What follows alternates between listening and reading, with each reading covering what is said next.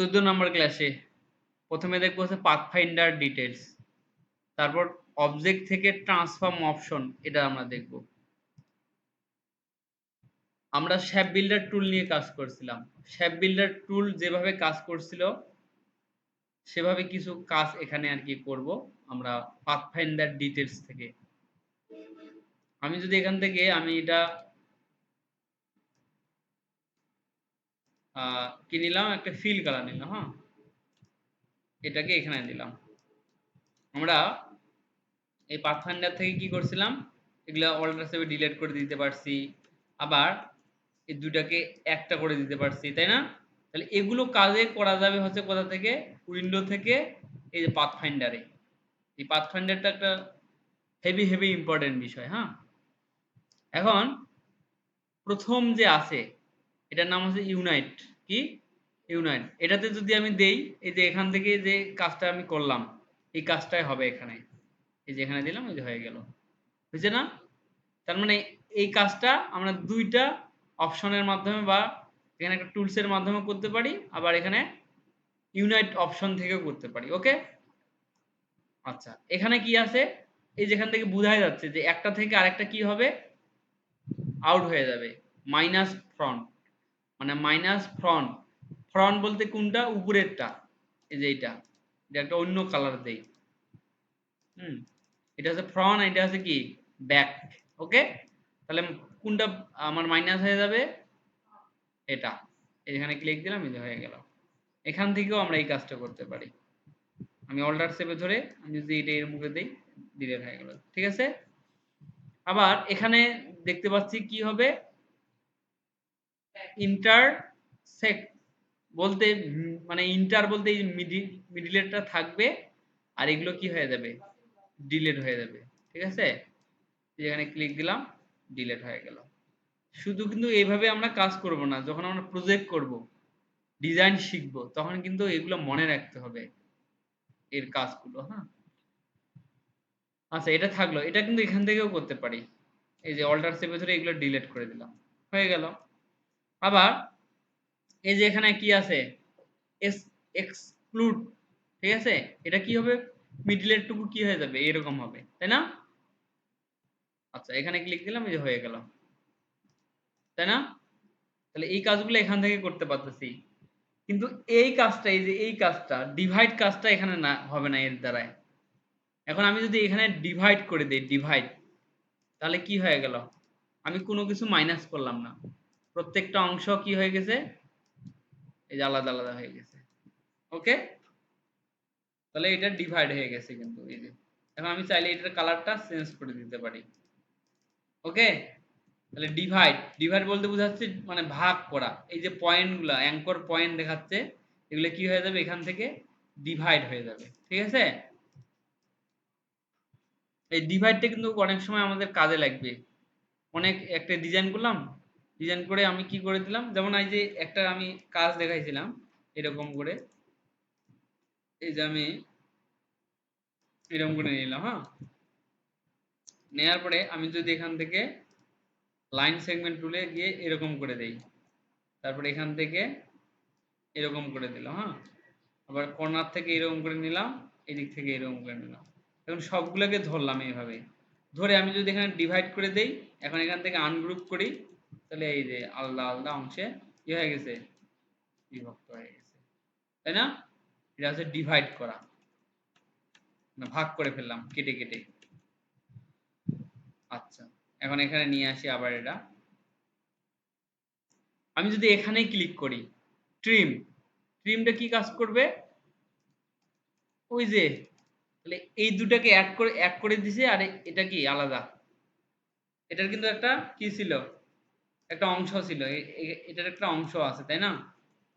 এটার একটা নিচেরটার একটা অংশ আছে। হুম, এই যে এটা,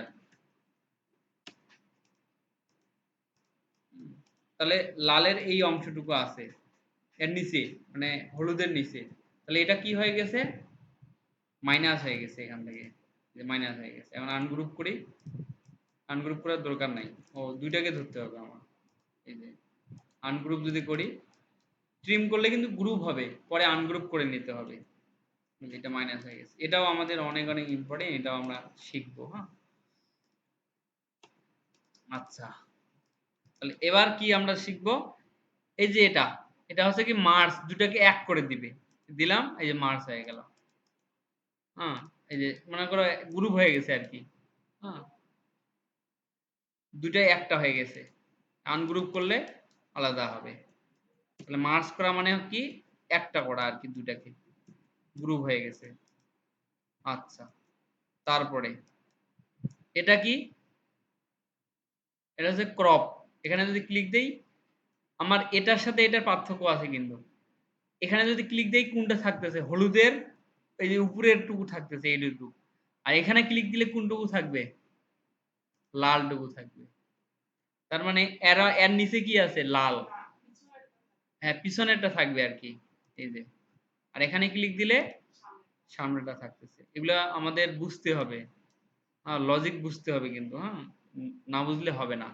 আমি যদি এখানে ক্লিক দেই, তাহলে শুধু আউটলাইনটা থেকে গেল, এই যে আউটলাইনটা। আমরা কন্ট্রোল ওয়াই চাপে যে আউটলাইনটা নিয়ে আসি না, তাহলে এটা এখানে থেকে যাবে। এখানে যদি ক্লিক দেই, তাহলে এর বিপরীতটা এখানে কাজ করবে, এই যে এটা। তার মানে এখান থেকেও এটা কিন্তু করতে পারি, শেপ বিল্ডার দিয়ে।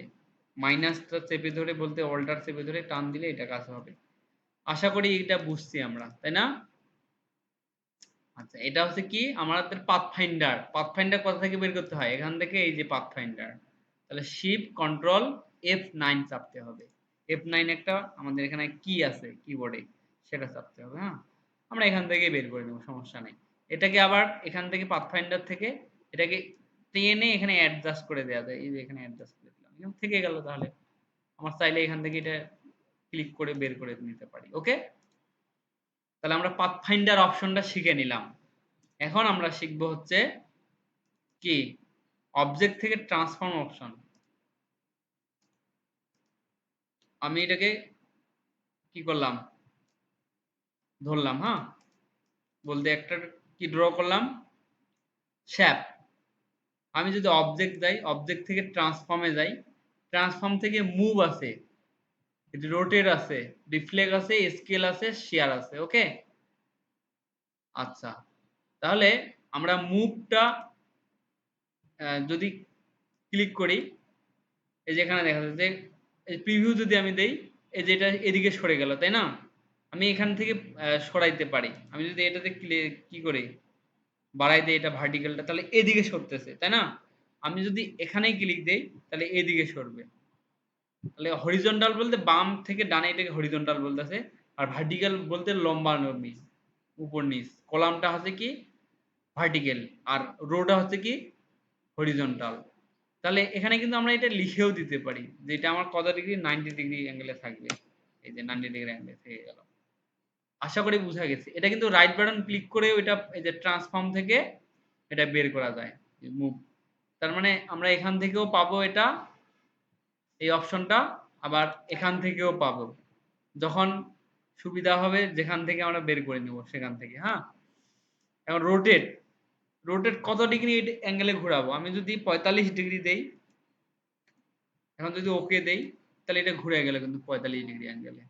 ওকে, এখান থেকে এই যে রোটেট, তাহলে রোটেটেরও এই যে এটা করলো রোটেট। হ্যাঁ, এরকম করে ঘুরে গেছে, কত ডিগ্রি অ্যাঙ্গেলে এটা ঘুরাবো। ওকে, আচ্ছা, এটা আমরা জানি, কারণ আমরা যেহেতু ওই ঘড়ি তৈরি করছিলাম, কাটা কাটাগুলো, ওই যে কিয়াগুলো করছি, ওই যে কত ডিগ্রি অ্যাঙ্গেলে থাকবে, এগুলো আমরা জানি। রোটেটটা আমরা বুঝলাম, রোটেট মানেই হচ্ছে ঘুরানো। আমি কিন্তু চাইলে এইভাবে ঘুরিয়ে দিতে পারি। এই যেখানে কিন্তু দেখাচ্ছে, এই যে এখানে দেখাচ্ছে কত ডিগ্রি। এবার যদি 45 ডিগ্রি যদি চাই, এই যে 45 ডিগ্রি হয়ে গেছে, তাই না? ওই যে এখানে দেখাচ্ছে ওই যে লেখাটা। এখন আমি যদি এটাকে 90 ডিগ্রি করে দেই, এই যে 90 ডিগ্রি হয়ে গেছে। বুঝা গেছে? আমরা শুধু ঘুরাইলে হবে না, এই যে এখানে কিন্তু কত ডিগ্রি আছে, 46.27 ডিগ্রি। এই যে এখন কিন্তু 90 ডিগ্রি হয়েছে। এখন আমি যদি আবার এটাকে দেই, এখন কত ডিগ্রি অ্যাঙ্গেলে হয়ে গেল, 180। আবার এটাকে ঘুরাই, এবার কত হয়ে গেল, 277। আবার ঘুরাই, এবার 0 চলে আসছে। তার মানে আগের অবস্থায় 360 ডিগ্রি অ্যাঙ্গেলে ঘুরাইলাম। এটা এইভাবে করে নেওয়া যায়। আমরা যদি এখানে মাপ দিয়ে দিই, তাহলে তাহলে ও একদম আমাকে এভাবে ঘোরাতে হবে না, ও অটোমেটিক ঘুরিয়ে নিবে আর কি। দিয়ে ওকে দিলাম। হ্যাঁ,